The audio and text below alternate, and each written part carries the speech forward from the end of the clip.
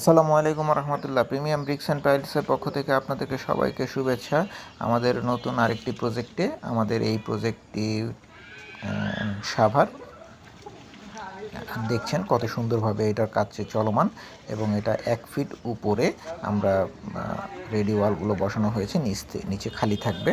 এটা ক্লায়েন্টের রিকোয়ারমেন্ট ছিল, রিকোয়ারমেন্ট অনুসারে আমরা কাজটি করছি, এবং এটা এইচ কলাম দিয়ে এটা সম্পূর্ণ কমপ্লিট করা হচ্ছে।